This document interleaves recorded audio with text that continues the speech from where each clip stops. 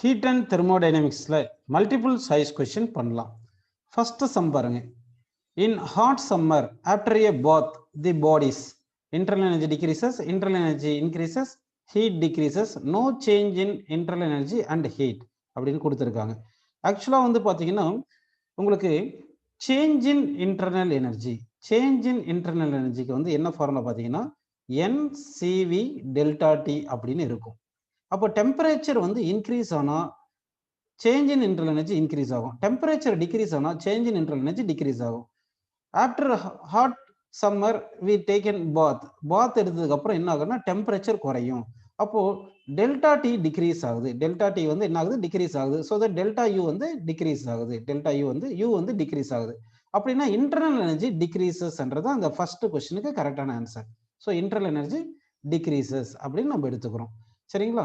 Heat decreases சொல்ல முடியாது. ஆக்சுவலா வந்து பாடியில வந்து எனர்ஜி வந்து ஹீட்டா ஸ்டோர் ஆகாது. இன்டர்னல் எனர்ஜியா தான் ஸ்டோர் ஆயிருக்கும். ஒரு பாடியில இருந்து இன்னொரு பாடிக்கு எனர்ஜி டிரான்ஸ்ஃபர் ஆகும்போது ஹீட் எனர்ஜியா டிரான்ஸ்ஃபர் ஆகுமே தவிர, அப்போ ஸ்டோர் ஆகும்போது வந்து இன்டர்னல் எனர்ஜியா தான் ஸ்டோர் ஆயிருக்கும். அதனால எய்தர் இன்டர்னல் எனர்ஜி டிக்ரீஸ் ஆகலாம், இல்லை இன்க்ரீஸ் ஆகலாம். இப்போ நம்ம பாத் எடுக்கும்போது டெம்பரேச்சர் வந்து டிக்ரீஸ் ஆகுறதுனால இன்டர்னல் எனர்ஜி டிக்ரீசஸ் அப்படின்றது தான் இந்த ஃபர்ஸ்ட் கொஸ்டினுக்கு கரெக்டான ஆன்சர். இங்க என்னன்னு நம்ம எடுத்தது வந்து நம்பர் ஆஃப் மோல்ஸ். உங்க புக்ல என்ன கொடுத்துருப்பாங்கன்னா delta equal to mu CV delta T அப்படி கொடுத்துருப்பாங்க. இந்த மியூன்றது நம்பர் ஆஃப் மோல்ஸ்ன்னு சொல்லிடுவாங்க. அப்போ டெல்டா டி பாத் எடுக்கும்போது டெம்பரேச்சர் குறையுதுனால டெம்பரேச்சர் டிக்ரீஸ் ஆகுதுனால இன்டர்னல் எனர்ஜி டிக்ரீஸ் ஆகுது அப்படின்னு நம்ம எடுத்துக்கிறோம் ஆன்சர். ஸோ ஃபர்ஸ்ட் கொஸ்டினுக்கு உங்களுக்கு ஃபர்ஸ்ட் ஆப்ஷன் வந்து கரெக்டான ஆன்சர். செகண்ட் கொஸ்டின் போலாம் பாருங்க. தி graph between volume and temperature in Charles லா அப்படின்னு கொஸ்டின் கேட்டிருக்காங்க.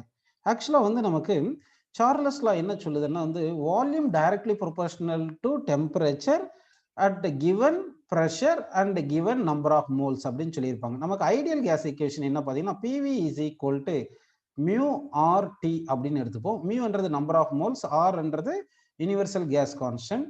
இப்போ at given pressure and given number of moles சொல்லிட்டோம்னா அப்போ வி டைரக்ட்லி ப்ரொபோர்ஷனல் டு டின்னு வரணும். அப்படின்னா வந்து ப்ரெஷர் மியூ ஆர் இது எல்லாமே கான்ஸ்டன்ட் வரும். ப்ரெஷரும் நம்பர் ஆஃப் மோல்ஸும் யூனிவர்சல் கேஸ் கான்ஸ்டன்ட் இது எல்லாமே constant, V directly proportional T. அப்போ வந்து வால்யூமுக்கும் டெம்பரேச்சருக்கும் கிராஃப் எடுத்தோம்னா வால்யூம் வந்து ஒய் ஆக்சிஸ்ல எடுக்கிறோம், டெம்பரேச்சர் அப்சல்யூட் டெம்பரேச்சர் எக்ஸ் ஆக்சிஸ்ல எடுக்கிறோம். இப்போ volume varies linearly with absolute temperature வரதுனால straight line passes through the origin அப்படின்ற ஆன்சர் கரெக்டான ஆன்சர். ஸோ செகண்ட் கொஸ்டினுக்கு வந்து நமக்கு தேர்ட் ஆப்ஷன் வந்து கரெக்டான ஆன்சர். அடுத்த கொஸ்டின் பார்க்கலாம் பாருங்க. Third question. When a cycle tire suddenly bursts, the air inside the tire expands. This process is known as. இப்போ வந்து சடன் ப்ராசஸ் ஒன்று இருக்கு, ஸ்லோ ப்ராசஸ்னு இருக்கு. அப்போ சடன் ப்ராசஸ் அப்படின்னு எடுத்தீங்கன்னா அது வந்து அடியபேட்டிக் ப்ராசஸ் அப்படின்னு எடுத்துக்கிறோம். ஸ்லோ ப்ராசஸ் அப்படின்னு வந்தா வந்து அது ஐசோதெர்மல் ப்ராசஸ் அப்படின்னு எடுத்துக்கிறோம். இதே வால்யூம் கான்ஸ்டன்டா இருந்துச்சுன்னா, வால்யூம் வந்து கான்ஸ்டன்டா இருந்தா ஐசோகோரிக் ப்ராசஸ் எடுக்கிறோம். அடுத்து வந்து ப்ரெஷர் கான்ஸ்டன்டா இருந்தா அதை வந்து என்ன சொல்றோம்னா ஐசோபாரிக் ப்ராசஸ் சொல்றோம். ஐசோபாரிக் ப்ராசஸ் அப்படின்னு எடுத்துக்கிறோம். அப்ப இங்க பார்க்கும்போது இங்க சைக்கிள் டயர் சடன்லி பர்ஸ்ட் ஆனா அது என்ன வருது பாருங்க, adiabatic process. So that third கொஸ்டினுக்கு வந்து நமக்கு செகண்ட் ஆப்ஷன் வந்து கரெக்டான ஆன்சர் அப்படின்னு எடுத்துக்கிறோம். அடுத்த கொஸ்டின் போலாம் பாருங்க. An ideal gas passes from one equilibrium state P1, V1, T1, N to another equilibrium 2P1, 3V1, T2 and N அப்படின்னு கொடுத்துருக்காங்க. அப்போ இது எந்த ரிலேஷன் கரெக்ட் அப்படின்னு நம்ம எழுதணும். உங்களுக்கு ஐடியல் கேஸ் ஈக்குவேஷன் வந்து பார்த்தீங்கன்னா உங்களுக்கு அதாவது ஐடியல் கேஸ் ஈக்குவேஷன் வந்து PV is equal to mu RT அப்படின்னு இருக்கும். இந்த மியூன்றது number of moles, that is equal to number of molecules divide by Avogadro number போடலாம். அப்படி போடும்போது என்ன ஆகும்னா PV is equal to mu பிளேஸ்ல N divide by R into N0 divide by N0 போட்டுக்கிட்டீங்கன்னா இந்த T வரும். இந்த R பை N0 என்ன எடுத்துக்கலாம்னா போல்ஸ்மேன் கான்ஸ்டன்ட் அப்படின்னு எடுத்துக்கலாம். அப்போ PV is equal to NKT அப்படின்னு எடுத்துக்கலாம். இந்த K வந்து கான்ஸ்டன்ட், போல்ஸ்மேன் கான்ஸ்டன்ட் வந்து கான்ஸ்டன்ட் அப்படின்னு எடுத்துங்க. இப்போ இது எப்படி எழுதலாம் பாருங்க. PV divide by NT is equal to constant அப்படி எடுத்தீங்கன்னா ஃபர்ஸ்ட் சிஸ்டம் எழுதும் போது ரெண்டு சிஸ்டம் எழுதுறோம். ஃபர்ஸ்ட் சிஸ்டம் எழுதும் போது P1 V1 divided by N1 வந்து N, T1 வந்து T போட்டாச்சு. That is equal to second systemக்கு எழுதலாம். Second system எழுதும்போது pressure வந்து 2P1, வால்யூம் வந்து into 3V1, புரியுதுங்களா உங்களுக்கு? டிவைட் பை டெம்பரேச்சர் வந்து T2, நம்பர் ஆஃப் மாலிகுல்ஸ் வந்து N அப்படின்னே எடுத்துக்கிறோம் நம்ம. இப்போ என்னென்ன கேன்சல் பண்ணலாம் பாருங்க. இந்த P1 கேன்சல் பண்ணிட்டோம், V1 கேன்சல் பண்ணியிருக்கோம், இந்த N கேன்சல் பண்றோம். இப்போ இங்க 2 into 3 6ன்னு இருக்கு, சரிங்களா? இந்த T2 அங்க போயிடும். அப்போ T2 is equal to நமக்கு என்ன வந்திருக்கு பாருங்க, T1 into 6 அப்படின்னு வருது. T1 into 6ன்னு வந்திருக்கு. இப்போ T1 is equal to என்ன எழுதலாம் பாருங்க, T2 divided by 6ன்னு எழுதிக்கலாம். அப்போ T1 is equal to T2 by 6. ஆக்சுவலா இந்த PV by NT is equal to K தரப்ப வந்திருக்கு. இதுல வந்து P1 V1 divided by N into T1 is equal to P2 V2 divided by N into T2 அப்படி எழுதிக்கலாம். வேணும்னா இது N1 N2 கூட எடுத்துக்கலாம். இந்த வேல்யூ P1, இது V1, இது T1, இது N1ன்னு எடுத்துங்க. இப்போ இது P2ன்னு எடுத்துங்க, இதை V2ன்னு எடுத்துங்க, இதை T2, இது வந்து N2ன்னு எடுத்துக்கிறோம். இப்போ இந்த வேல்யூஸ் எல்லாம் இந்த வேல்யூல இந்த ஃபார்முலால இங்க சப்ஸ்டிட் பண்ணாதான் இந்த ஆன்சர் நமக்கு வந்திருக்கு. ஸோ இப்போ T1 is equal to T2 by 6ன்னு ஃபோர்த் கொஸ்டினுக்கு செகண்ட் ஆப்ஷன் கரெக்டான ஆன்சரா வந்திருக்கு. அடுத்த கொஸ்டின் பார்க்கலாம் பாருங்க. Fifth question, when a uniform rod is heated, which of the following quantity of the rod will increase அப்படின்னு கேட்டிருக்காங்க. இப்போ வந்து ஒரு ராட் எடுத்து நம்ம ஹீட் பண்றதுனால மாஸ் மாறாது, மாஸ் மாறலைன்னா வெயிட்டும் மாறாது. சென்டர் ஆஃப் மாஸ் வந்து யூனிஃபார்ம் ராடா இருந்துச்சுன்னா சென்டர்ல தான் சென்டர் ஆஃப் மாஸ் இருக்கும். Next moment of inertia of the rod. ஒரு ராட் எடுத்துருக்கீங்கன்னு எடுத்துங்க. Moment of inertia of the rod எடுத்துட்டீங்கன்னா about the axis passes through center and perpendicular to the rod ன்னு எடுத்தீங்கன்னா அது மொமெண்ட் ஆஃப் இனர்ஷியா வந்து mL²/12 அப்படின்னு வருது. இப்போ டெம்பரேச்சர், ஒரு பாடி எடுத்துட்டு அதை ஹீட் பண்ணும் போது டெம்பரேச்சர் மாறும். டெம்பரேச்சர் மாறும்போது மாஸ் மாறாது, ஆனால் லெங்த் மாறும். லெங்த் வந்து சேஞ்ச் ஆகும். ஆக்சுவலா length, final length of the rod is equal to initial length into 1 plus alpha delta t ன்னு ஒரு ஃபார்முலா இருக்கு. இந்த ஆல்ஃபான்றது டெம்பரேச்சர் கோஎஃபிஷியன்ட் ஆஃப் லீனியர் எக்ஸ்பென்ஷன். அப்போ டெம்பரேச்சர் கூடிச்சுன்னா அப்போ லெங்த் கூடும். அப்போ லெங்த் கூடிச்சுன்னா இங்க பாருங்க, மொமெண்ட் ஆஃப் இனர்ஷியா வந்து டைரக்ட்லி ப்ரொபோர்ஷனல் டு லெங்த் ஸ்கொயர்னு இருக்கு. அப்போ லெங்த் சேஞ்ச் ஆனா மொமெண்ட் ஆஃப் இனர்ஷியா சேஞ்ச் ஆகும். ஸோ தட் ஒரு பாடிக்கு வந்து ஹீட் எனர்ஜி கொடுத்தோம்னா டெம்பரேச்சர் கூடும், டெம்பரேச்சர் கூடிச்சுன்னா அப்போ லெங்த் கூடுது. அப்போ லெங்த் கூடிச்சுன்னா moment of inertia directly proportional to length square இருக்கிறதுனால அப்போ moment of inertia of the rod வந்து நமக்கு இன்க்ரீஸ் ஆகுது. அப்போ ஃபிஃப்த் கொஸ்டினுக்கு நமக்கு ஃபோர்த் ஆன்சர் கரெக்டான ஆன்சர். அடுத்த கொஸ்டின் பாருங்க, sixth question. when food is cooked in a vessel by keeping the lid closed, after some time the system pushes the lid outward. By considering the steam as a thermodynamic system, then in the cooking process அப்படின்னு கேட்டிருக்காங்க. இப்போ பார்த்தீங்கன்னா இந்த cooking ப்ராசஸ்ல வந்து நீங்க நல்லா கவனிக்கணும். ஹீட் வந்து நமக்கு கொடுக்குறோம். ஹீட் வந்து சிஸ்டம் வந்து ஹீட் அப்சார்ப் பண்ணிக்கிச்சுன்னா அதை பாசிட்டிவ்னு எடுத்துக்கணும். சிஸ்டம் ஹீட்டை ரிலீஸ் பண்ணிச்சுன்னா அதை நெகட்டிவ்னு எடுத்துக்கணும். இங்க ஹீட் எனர்ஜி சிஸ்டம் வந்து அப்சார்ப் பண்ணிக்கிறதுனால பாசிட்டிவ் எடுக்கிறோம். பாசிட்டிவ் வந்து கிரேட்டர் தேன் 0 அப்படின்னு எடுத்துக்கிறோம். சரிங்களா? அப்போ ஹீட் எனர்ஜி கிரேட்டர் தேன் 0 அப்படின்னு வரணும். சரி, அடுத்து பார்த்தீங்கன்னா இந்த கேஸ் வந்து என்ன பண்ணுதுன்னா லிட்டை வந்து புஷ்டு அவுட்வோர்டுன்னு வருது. அப்போ லிட்டை வந்து புஷ்டு அவுட்வோர்டுன்னா வால்யூம் வந்து இன்க்ரீஸ் ஆகிருக்கு. வால்யூம் வந்து என்ன ஆகுது? இன்க்ரீஸ் ஆகுது. அப்போ வால்யூம் இன்க்ரீஸ் ஆச்சுன்னா வந்து சேஞ்ச் இன் வால்யூம் வந்து பாசிட்டிவ். சேஞ்ச் இன் வால்யூம் வந்து பாசிட்டிவ் அப்படின்னு எடுத்துக்கிறோம். ஒர்க் டனுக்கு என்ன ஃபார்முலா பார்த்தீங்கன்னா pressure into change in volume. Work டனுக்கு pressure into change in volume.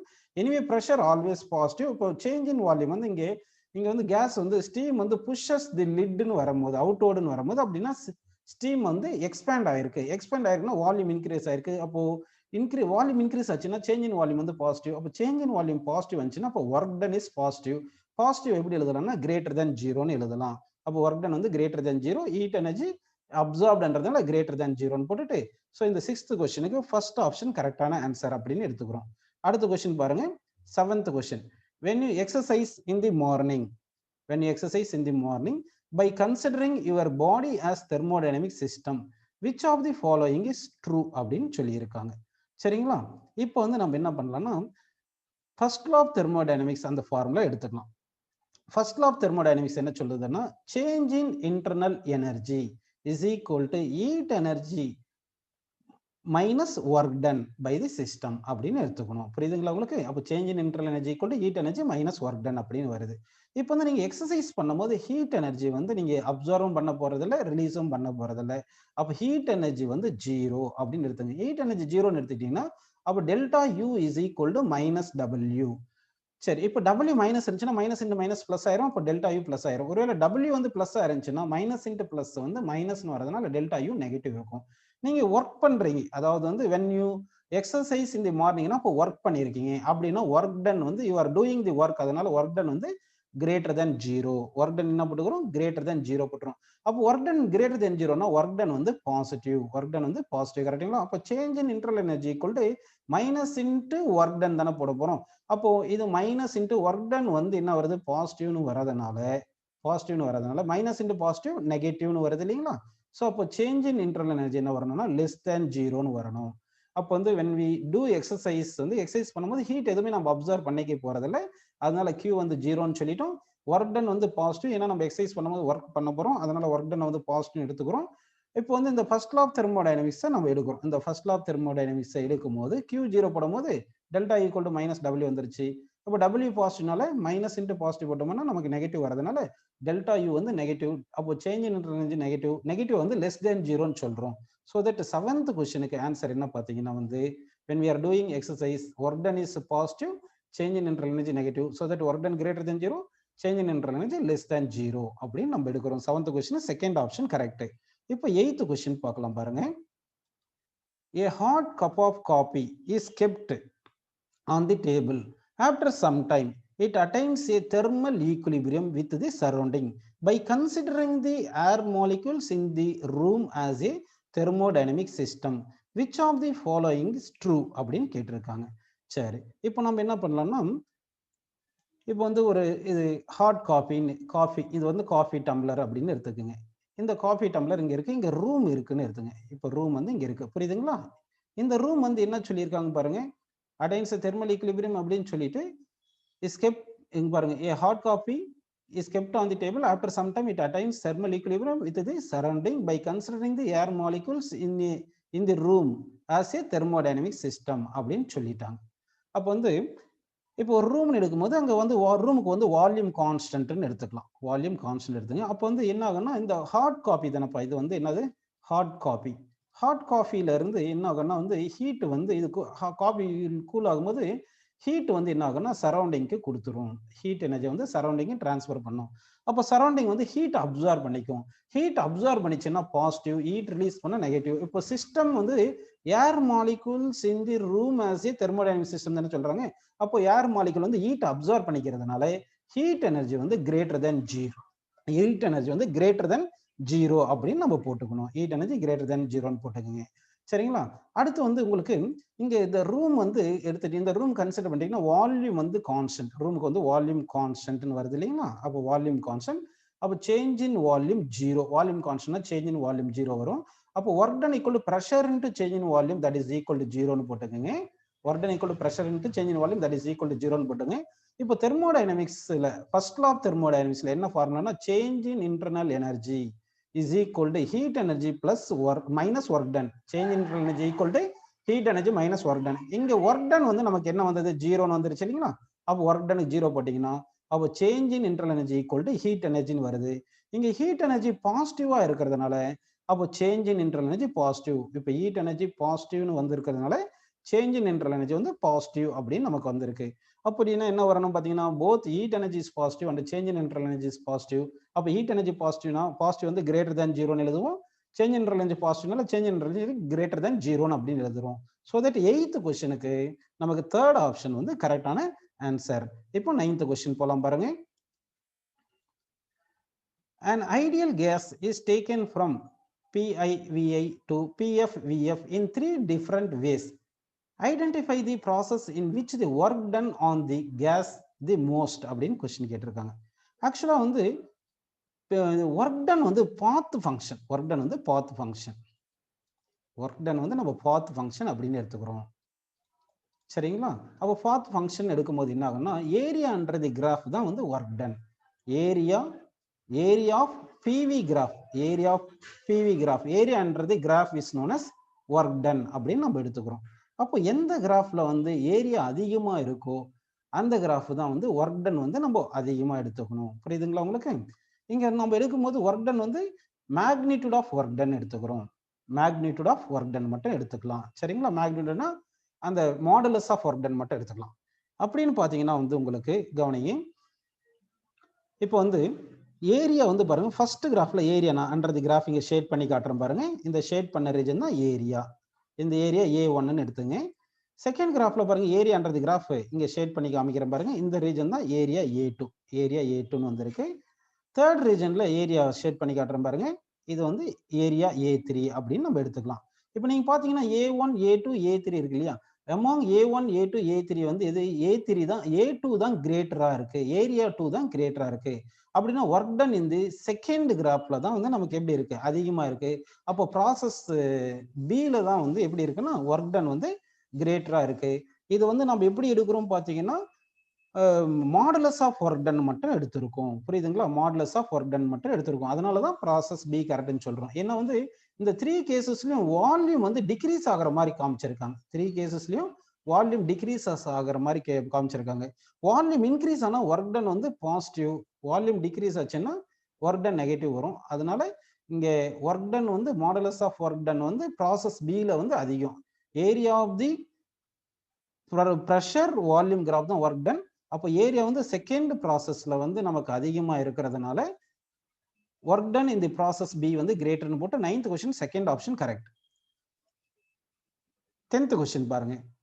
The volume temperature diagram of an ideal gas which goes through a reversible cycle is shown in the figure. D to A and B to C are adiabatic process. The corresponding PV diagram for the process in all figures அப்படின்னு கொடுத்திருக்காங்க. இப்போ இங்க பாத்தீங்கன்னா இங்க பாருங்க, A to B அடுத்து D to C இது வந்து ஸ்ட்ரைட் லைனா இருக்கு. அப்போ ஸ்ட்ரைட் லைன்னா volume directly proportional to temperature. நமக்கு PV is equal to mu RT அப்படின்னு ஐடியல் கேஸ் ஈக்குவேஷன் தெரியும். இதுல இருந்து V by T எடுத்தோம்னா ஸ்லோப் ABக்கும் என்ன வருது, ஸ்லோப் அப்படின்னு எடுத்துக்கலாம். அப்போ ஸ்லோப் இஸ் ஈக்குவல் என்ன வருது பாத்தீங்கன்னா mu R by P அப்படின்னு வந்திருக்கு. இப்போ வந்து பாத்தீங்கன்னா V by T தானே ஸ்லோப். அப்போ AB கிராஃபுக்கும் DC கிராஃபுக்கும் பாருங்க, AD கிராஃப்ல ஸ்லோப், AB கிராஃப்ல வந்து ஸ்லோப் வந்து கம்மியா இருக்கு, DC கிராஃப்ல ஸ்லோப் அதிகமா இருக்கு. அப்போ slope of AB straight line less than slope of DC straight line அப்படின்னு எடுத்துக்கலாம். அப்போ ஸ்லோப்புக்கும் ப்ரெஷருக்கும் எப்படி ரிலேஷன் பாருங்க. ஸ்லோப்புக்கும் ப்ரெஷருக்கும் இன்வெர்ஸ்லி ப்ரொபோர்ஷனல் இருக்கு. அதாவது ஸ்லோப்பும் ப்ரெஷரும் இன்வெர்ஸ்லி ப்ரொபோர்ஷனல் இருக்கு. அப்படின்னா ஸ்லோப் வந்து கம்மியா இருந்தா ப்ரெஷர் அதிகமா இருக்கும். அப்போ pressure in the AB graph is greater than pressure in DC graph அப்படின்னு வரணும். அப்போ pressure AB graph greater than டிசின்னா அப்போ ரெண்டு கிராஃப் இருக்கு பாருங்க. நமக்கு எந்த கிராஃப் பாருங்க, ஏபி கிராஃப்ல வந்து பாத்தீங்கன்னா ஃபர்ஸ்ட் ஆப்ஷன்ல பாத்தீங்கன்னா ப்ரெஷர் ஏபி, ப்ரெஷர் ஆக்சிஸை கட் பண்ணி பாருங்க, இங்க ப்ரெஷர் வந்து அதிகமா இருக்கு. சரிங்களா? அப்போ ஆப்ஷன் ஏ வரலாம், அப்படி இல்லைன்னா ஆப்ஷன் சி வரலாம். ஆப்ஷன் சி வரலாம். ஏன்னா ஆப்ஷன் ஏலையும் ஆப்ஷன் சில தான் ஏபியில வந்து ப்ரெஷர் கிரேட்டர் தென் டிசியில ப்ரெஷர் அப்படின்னு கொடுத்துருக்காங்க. உங்களுக்கு எல்லாருக்கும் புரிஞ்சு, ஸ்லோப் வந்து இன்வெர்ஸ்லி ப்ரொபோர்ஷனல் ப்ரெஷர்னால ஸ்லோப் வந்து ஏபியில கம்மி, ஏபி ஸ்ட்ரைட் லைன் கம்மியா இருக்கும், டிசி ஸ்ட்ரைட் லைன் அதிகமா இருக்கும். அதனால தான் ப்ரெஷர் இந்த AB greater than pressure in டிசின்னு பார்த்துட்டு எய்தர் ஃபர்ஸ்ட் ஆப்ஷன் இல்லைன்னா தேர்ட் ஆப்ஷன் வரலாம் அப்படின்னு எடுத்துட்டோம்.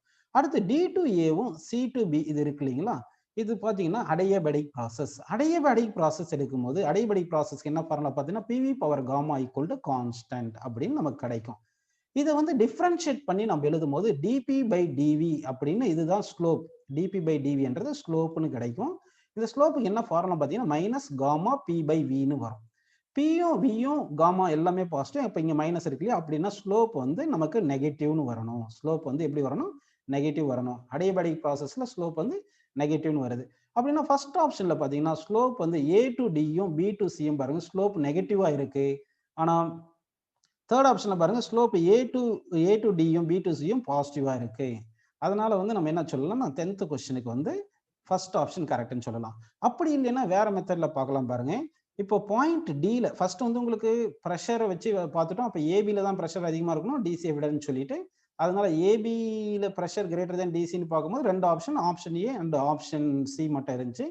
இப்போ இது ரெண்டுத்துல எதுவும் கரெக்ட் பார்க்கறது என்ன பார்க்குறோம்னா, அங்க பாருங்க பாயிண்ட் டில வந்து நமக்கு வால்யூம் வந்து அதிகமா இருக்கு, பாயிண்ட் ஏல வால்யூம் கம்மியா இருக்கு. வால்யூம் அட் ஏ இது, வால்யூம் அட் டி அப்படின்னு எடுத்துங்க. அப்படி எடுத்து பார்க்கும்போது வால்யூம் அட் டி வந்து நமக்கு எப்படி இருக்கணும் பாருங்க, வால்யூம் அட் டி வந்து அதிகமா இருக்கணும், வால்யூம் அட் ஏ கம்மியா இருக்கணும். அப்படி பார்க்கும்போது இந்த கிராஃப்ல பாருங்க ஃபர்ஸ்ட் ஆப்ஷன்ல வால்யூம் அட் டி வந்து அதிகமா இருக்கு, வால்யூம் அட் ஏ வந்து கம்மியா இருக்கு. சரிங்களா? இந்த எக்ஸ் ஆக்சிஸ் உடைய கோஆர்டினேட் தான் வால்யூம். அப்போ வால்யூம் அட் ஏ கம்மியா இருக்கு, வால்யூம் அட் டி அதிகமா இருக்கு. அதனால ஃபர்ஸ்ட் ஆப்ஷன் கரெக்ட். ஒருவேளை தேர்ட் ஆப்ஷன் பாத்தீங்கன்னா வால்யூம் அட் ஏ வந்து என்ன ஆயிருச்சுன்னா, ஓகே இந்த வால்யூம் வச்சு நம்ம இங்க சொல்ல முடியாது. ஏன்னா வந்து ரெண்டுமே இருக்கு. அப்போ ஸ்லோப்பை வச்சு தான் சொல்ல முடியும். அதனால வந்து ஸ்லோப் வந்து நமக்கு எப்படி இருக்கணும்? அடிபடிக் ப்ராசஸ்ல நெகட்டிவா இருக்கணும். அப்போ ஏ டு டியும் பி டு சியும் ஸ்லோப் நெகட்டிவா தான் இருக்கணும். அப்படின்னு பார்க்கும்போது இது தேர்ட் ஆப்ஷன்ல வந்து ஸ்லோப் வந்து பாசிட்டிவா இருக்கு. ஃபர்ஸ்ட் ஆப்ஷன்ல ஸ்லோப் ஏடிக்கும் பிசிக்கும் நெகட்டிவா இருக்கிறதுனால அப்போ ஃபர்ஸ்ட் ஆப்ஷன் வந்து கரெக்டான ஆப்ஷன் அப்படின்னு நம்ம எடுத்துக்கிறோம். அடுத்த கொஸ்டின் பார்க்கலாம் பாருங்க. A distant star radiates with a distant star emits radiation with maximum intensity at 350 nanometer. The temperature of the star is அப்படின்னு கேட்டிருக்காங்க. ஆக்சுவலா உங்களுக்கு வீன்ஸ் லா அப்படின்னு ஒன்று இருக்கும். அந்த வீன்ஸ் லால இருந்து என்ன சொல்லுவாங்கன்னா, the wavelength corresponding to maximum intensity radiated into absolute temperature is equal to Wien's constant.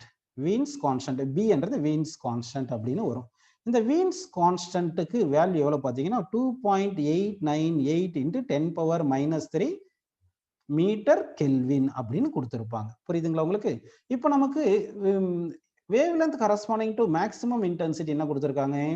350 nanometre. அப்போ கிவன் என்ன கொடுத்துருக்காங்க பார்த்தீங்கன்னா, wavelength corresponding to maximum intensity வந்து 350 இன்ட்டு நேனோமீட்டர் மீட்டரை மாற்றுறது 10⁻⁹ மீட்டர் அப்படின்னு போட்டுங்க. இப்போ நமக்கு என்ன கேட்டிருக்காங்க? டெம்பரேச்சர் தானே கேட்டிருக்காங்க. அப்போ temperature equal to question mark. அப்போ இந்த ஃபார்முலால இருந்து டெம்பரேச்சருக்கு ரீஅரேஞ்ச் பண்ணுங்க. Temperature equal to b by lambda maximum அப்படின்னா வந்து வேவ்லென்த் ஆஃப் மேக்ஸிமம் இன்டென்சிட்டி அப்படின்னு வருது. இப்போ வந்து பி வேல்யூ 2.898 இன்ட்டு 10⁻³ இருக்கு. Divide by wavelength corresponding to maximum ரேடியேஷனுக்கு வந்து பார்த்தீங்கன்னா 350 இன்ட்டு 10⁻⁹ அப்படின்னு நமக்கு கிடைக்குது. இதை சிம்பிளை பண்ணோம்னா நமக்கு என்ன ஆன்சர் வரும் பார்த்தீங்கன்னா 8280 கெல்வின் அப்படின்னு இந்த ஆன்சர் நமக்கு கிடைக்கும். ஸோ அப்போ 11th கொஸ்டினுக்கு நமக்கு ஆப்ஷன் வந்து பார்த்தீங்கன்னா ஃபர்ஸ்ட் ஆப்ஷன் கரெக்டான ஆன்சர். அடுத்த கொஸ்டின் போலாம் பாருங்க. 12th question identify the state variable given year. State variable கேட்டிருக்காங்க. ஆக்சுவலாக வந்து நமக்கு பாத் வேரியபிள்னு இருக்கு, ஸ்டேட் வேரியபிள்னு இருக்கு. இப்போ வந்து நமக்கு ஃபர்ஸ்ட் லா ஆஃப் தெர்மோடைனமிக்ஸ் எடுத்தோம்னா delta U is equal to Q minus டபிள்யூன்னு இருக்கு. கரெக்டுங்களா? Delta U is equal to Q minus W. இதுல இருந்து கியூ இஸ் ஈக்குவல் என்ன பண்ணலாம்னா டெல்டா யூ பிளஸ் டபிள்யூன்னு எடுத்துக்கலாம். டெல்டா யூ பிளஸ் டபிள்யூன்னு எடுத்துக்கலாம். ஆக்சுவலா டெல்டா யூக்கு என்ன ஃபார்முலா பார்த்தீங்கன்னா, சேஞ்ச் இன் இன்டர்னல் எனர்ஜிக்கு என்ன ஃபார்முலா பார்த்தீங்கன்னா, mu number of moles into molar heat capacity under constant volume into change in temperature. Change in temperature depends on final temperature and initial temperature. அப்போ temperature வந்து state function, point function அப்படின்னு state function சொல்லுவோம். புரியுதுங்களா? அப்படின்னா delta U வந்து state function அப்படின்னு வந்துருது. Delta U வந்து ஸ்டேட் ஃபங்க்ஷன் வரும். ஆனால் வந்து ஒர்க் டன் வந்துருக்கு இல்லையா? ஒர்க் டன்ன்றது என்ன பார்த்தீங்கன்னா பி இன்ட்டு டெல்டா வின்னு சொன்னாலும் கூட நமக்கு பிக்கும் விக்கும் ப்ரெஷருக்கும் வால்யூமுக்கும் வந்து கிராஃப் வரைகிறோம் வச்சுங்க. இப்படி கிராஃப் வரைஞ்சோம்னா ஏரியான்றது கிராஃப் தான் வந்து ஒர்க் டன் சொல்றோம். அப்படின்னா இது பாத் ஃபாலோ டிபெண்ட் ஆயிருக்கு. அப்போ ஒர்க் டன் வந்து டிபெண்ட்ஸ் ஆன் பாத். இது ஒர்க் டன் வந்து பாத் ஃபங்க்ஷன் அப்படின்னு எடுத்துக்கிறோம். பாத் ஃபங்க்ஷன் அப்படின்னு எடுத்துக்கிறோம். அப்போ ஒர்க் டன் பாத் ஃபங்க்ஷன்னா heat energy depends on work done தானே வந்திருக்கு. எனிவே டெல்டா யூ வந்து ஸ்டேட் ஃபங்க்ஷன் சொல்லியாச்சு. அப்போ heat depends on both delta U டபிள்யூன்னு வரதுனால அப்போ ஹீட் வந்து டிபெண்ட்ஸ் ஆன் ஒர்க் டன் வருது. ஒர்க் டன் வந்து பாத் ஃபங்க்ஷன் வரதுனால ஹீட் எனர்ஜியும் பாத் ஃபங்க்ஷன் வருது. அப்போ இந்த ஆப்ஷன்ல எந்த ஆப்ஷன்ல ஹீட் எனர்ஜியும் ஒர்க் டன்னும் இல்லையோ அதுதான் வந்து ஸ்டேட் ஃபங்க்ஷன் அப்படின்னு நம்ம எடுத்துக்கணும். ஸோ அந்த மாதிரி ஆப்ஷன் பார்த்தோம்னா நமக்கு இங்க பாருங்க செகண்ட் ஆப்ஷன் தான் இருக்கு. ப்ரெஷர் வந்து ஸ்டேட் ஃபங்க்ஷன், டெம்பரேச்சரும் ஸ்டேட் ஃபங்க்ஷன், இன்டர்னல் எனர்ஜியும் ஸ்டேட் ஃபங்க்ஷன், ஒர்க் டன்னும் அடுத்து ஹீட் எனர்ஜி மட்டும் தான் பாத் ஃபங்க்ஷன். அப்போ ஒர்க் டன் இருக்கிறதும் ஹீட் எனர்ஜி இருக்கிற ஆப்ஷன் எடுக்கக்கூடாது. ஃபர்ஸ்ட் ஆப்ஷன்ல பாருங்க ஹீட் எனர்ஜி ஒர்க் டன் ரெண்டு இருக்கு. Third option heat energy work done இருக்கு. ஃபோர்த் ஆப்ஷன்ல ஹீட் எனர்ஜி இருக்கு. அப்போ இதெல்லாமே வந்து பாத் ஃபங்க்ஷன்ஸ்ல வர மாதிரி இருக்கு. ஸோ செகண்ட் ஆப்ஷன் மட்டும் நமக்கு ஸ்டேட் ஃபங்க்ஷன். ப்ரெஷர் வந்து state function, temperature state function, internal energy state function. So that 12th கொஸ்டினுக்கு செகண்ட் ஆப்ஷன் கரெக்டான ஆன்சர். நெக்ஸ்ட் வந்து நம்ம 13th கொஸ்டின் பார்க்கலாம் பாருங்க. In an isochoric process we have. Isochoric process அப்படின்னா என்ன பார்த்தீங்கன்னா வந்து வால்யூம் கான்ஸ்டன்ட். வால்யூம் கான்ஸ்டன்டா இருந்தா அது ஐசோகோரிக் ப்ராசஸ். வால்யூம் கான்ஸ்டன்ட்னா சேஞ்ச் இன் வால்யூம் என்ன வரும் சொல்லுங்க, ஈக்குவல் டு 0. ஒர்க் டனுக்கு என்ன formula? Pressure into change in volume. இப்போ சேஞ்ச் இன் வால்யூம் ஜீரோன்னா அப்போ ஒர்க் டன் வந்து ஜீரோ. அப்படின்னா 13th கொஸ்டினுக்கு வந்து ஒர்க் டன் வந்து ஜீரோ. ஸோ 13th கொஸ்டினுக்கு first option is correct. 14th question பாருங்க. The efficiency of a heat engine working between the freezing point and boiling point of water is அப்படின்னு question கேட்டிருக்காங்க. ஆக்சுவலா efficiency of heat என்ஜினுக்கு என்ன formula பார்த்தீங்கன்னா 1 minus sink temperature, அதான் lower temperature, divide by source temperature, அதுதான் higher temperature, இதுதான் into 100% அப்படின்னு போட்டுக்கணும். இன்டூ 100% அப்படின்னு எடுத்துக்கணும். இதெல்லாமே அப்சல்யூட் டெம்பரேச்சர்ல எழுதணும். புரியுதுங்களா? அப்சல்யூட் டெம்பரேச்சர் எழுதணும். ஆக்சுவலா ஃப்ரீசிங் பாயிண்ட்ன்றது 0 டிகிரி சென்டிகிரேட், பாய்லிங் பாயிண்ட்ன்றது 100 டிகிரி சென்டிகிரேட் அப்படின்னு இருக்கு. இப்போ efficiency formula 1 minus lower temperature divide by higher temperature into 100%. Lower டெம்பரேச்சர்ன்றது சிங்க் டெம்பரேச்சர், ஹையர் டெம்பரேச்சர்ன்றது சோர்ஸ் டெம்பரேச்சர். அது வந்து கெல்வின் ஸ்கேல் எழுதணும். அப்போ நம்ம இங்க 0 டிகிரி சென்டிகிரேட்ன்றது ஃப்ரீசிங் பாயிண்ட்ல சொல்லி இருக்கும். சரிங்களா? ஃப்ரீசிங் பாயிண்ட் சென்டிகிரேட் ஸ்கேல்ல சொல்லி இருக்கும். அப்போ லோயர் டெம்பரேச்சருக்கு என்ன பாத்தீங்கன்னா கெல்வின் ஸ்கேல் எழுதும்போது 273 பிளஸ் சென்டிகிரேட் எழுதணும் 0. அப்போ 273 கெல்வின் அப்படின்னு கிடைக்குது. அதே மாதிரி ஹையர் டெம்பரேச்சர் பாத்தீங்கன்னா boiling point temperature, source temperature, அது 273 பிளஸ் 100 டிகிரி சென்டிகிரேட். அதாவது கெல்வின் ஸ்கேல் வேணும்னா 273 பிளஸ் சென்டிகிரேட் ஸ்கேல்னு இது ஃபார்முலா இருக்கு. Kelvin scale equal to 273 plus centigrade scale. அதை வச்சு நம்ம கெல்வின் ஸ்கேல்ல நம்ம மாத்திட்டோம். இப்போ இதை சப்ஸ்டிட் பண்ண போறோம். அப்போ eta is equal to 1 minus TL வந்து 273, டிஹெச் வந்து 373, சரிங்களா, இன்ட்டு 100% அப்படின்னு போட்டுக்கிறோம். இது எல்சிஎம் எடுத்தோம்னா இந்த 373ல 273 நம்ம சப்ராக்ட் பண்ணோம்னா 100 வருது, டிவைட் பை 373 வருது, இன்ட்டு 100% அப்படின்னு நமக்கு இருக்கு. சரிங்களா? இது வந்து எல்சிஎம் எடுத்து இப்படி பண்ணும்போது நமக்கு இந்த ஆன்சர் கிடைக்குது. இப்போ இதை சிம்பிளை பண்ணிட்டீங்கன்னா உங்களுக்கு என்ன ஆன்சர் கிடைக்கும் பார்த்தீங்கன்னா efficiency of the heat engine வந்து working between freezing point and boiling point வந்து 26.8%. 26.8% தேர்ட் ஆப்ஷன் கரெக்டான ஆன்சரா நமக்கு கிடைக்கும். அடுத்து 15th கொஸ்டின், லாஸ்ட் கொஸ்டின் பார்க்கலாம் பாருங்க. An ideal refrigerator has a freezer at temperature minus 12 degree centigrade. The coefficient of performance of the engine is 5. The temperature of the air to which the heat rejected அப்படின்னு question கேட்டிருக்காங்க. இப்போ நமக்கு இந்த சம பாருங்க. இப்போ என்ன கொடுத்திருக்காங்கன்னா refrigerator as a freezer at minus 12 degree centigrade அப்படின்னா TL சோர்ஸ் டெம்பரேச்சர் வந்து மைனஸ் 12 டிகிரி சென்டிகிரேட் கொடுத்துருக்காங்க. அது கெல்வின் ஸ்கேல்ல மாற்றணும் நம்ம. அப்போ 273 மைனஸ் 12 அப்படின்னு போட்டுக்கலாம். அப்போ இது கழிச்சிங்கன்னா என்ன வருதுன்னா 261 கெல்வின் கிடைக்குது டிஎல். அடுத்து டிஹெச் தான் கொஸ்டின் கேட்டிருக்காங்க. சோர்ஸுக்கு வந்து ஹீட் எனர்ஜி சோர்ஸுக்கு கொடுத்துருக்கு இல்லைங்களா?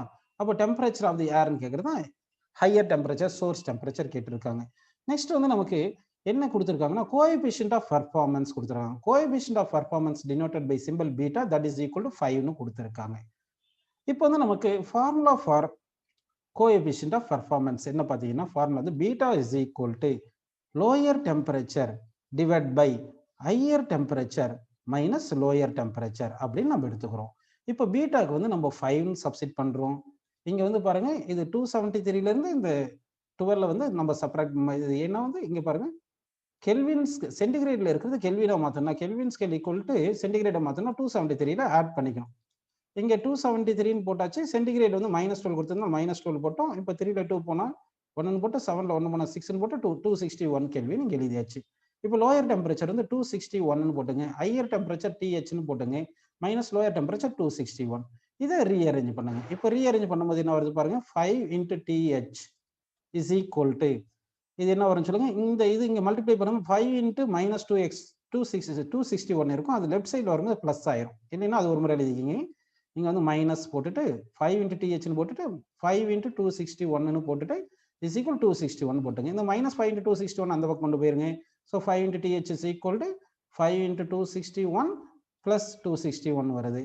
அப்போ அது 5 டைம்ஸ் இங்க 1 டைம்னால 6 × 261 அப்படின்னு நமக்கு கிடைச்சிருக்கு. இது 5 × TH கரெக்டுங்களா?